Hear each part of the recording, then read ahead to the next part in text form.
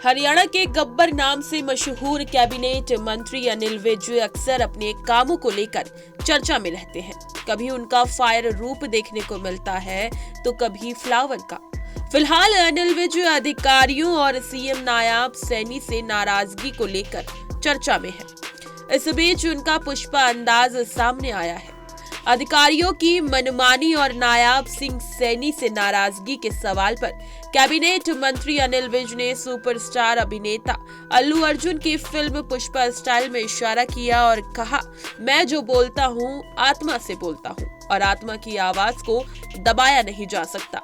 अनिल विज ने कहा कि मेरी लड़ाई आत्मसम्मान की है, वो जारी रहेगी। बता दें कि अनिल विज ने अधिकारियों पर नाराजगी जाहिर करते हुए कहा था कि अधिकारी मेरी बात नहीं सुनते, इसलिए मैं किसी मीटिंग में नहीं जाऊंगा, जरूरत पड़ी तो आमरण अनशन करूंगा। इसके बाद अनिल विज ने हरियाणा के मुख्यमंत्री नायब सिंह सैनी को लेकर भी नाराजगी जाहिर की थी, जिसके बाद अंबाला डीसी का तबादला कर दिया गया है।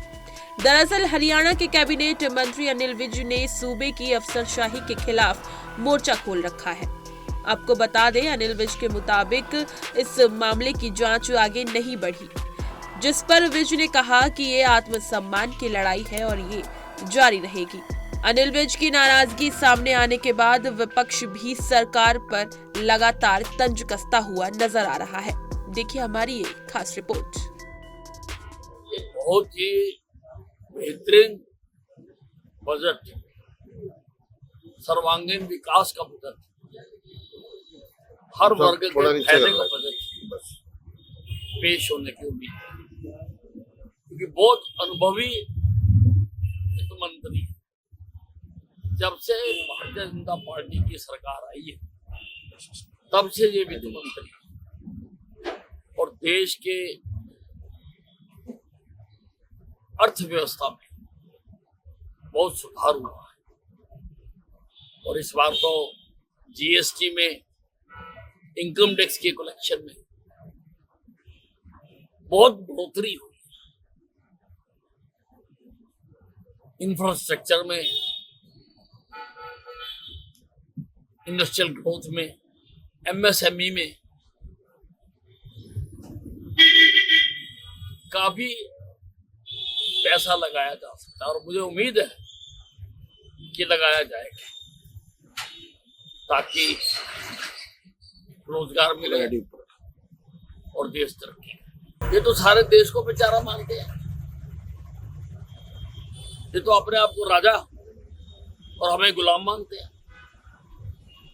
इनके अंदर से तो अंग्रेज 1947 में छोड़ के चले गए, लेकिन इनके अंदर से अंग्रेज आज तक नहीं गए।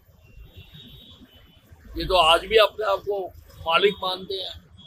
इनको शर्म आनी चाहिए और इनको राष्ट्रपति जी से माफी मांगनी चाहिए, झुककर सारे परिवार को माफी मांगनी चाहिए। ये सच है कि मैं कुछ नहीं बोलता, मेरी कैसे, मैं जो बोलता हूँ आत्मा से बोलता हूँ, जो कुछ बोलता हूँ मेरी आत्मा, और आत्मा की आवाज को दबाया नहीं जा सकता। सर, कल आपने कहा 100 दिन हो गए कोई कार्रवाई नहीं हुई, उसके बाद अंबाला के डीसी का जो ट्रांसफर है वो किया गया, उसको नहीं, आते जाते रहते हैं, इससे कोई ताल्लुक नहीं है। देखिए, झूठ बोलना भी एक अपराध है, झूठे आरोप लगाना भी एक अपराध है। झूठे आरोप लगाकर पैनिक फैलाना भी अपराध है। इन आरोपों में केजरीवाल के खिलाफ भी मुकदमा दर्ज किया जाना चाहिए। अब कौन लूटता है वो अलग बात है। मैं पहले दिन से कह रहा हूं कि केजरीवाल जी का काम तमाम हो चुका है। इस बार भारतीय जनता पार्टी दिल्ली में सरकार बनाएगी। नहीं है, अभी मेरी कोई बात नहीं हुई है। क्या महसूस कर रहे हैं, उनसे बैठ के बात करेंगे, उसके बाद फिर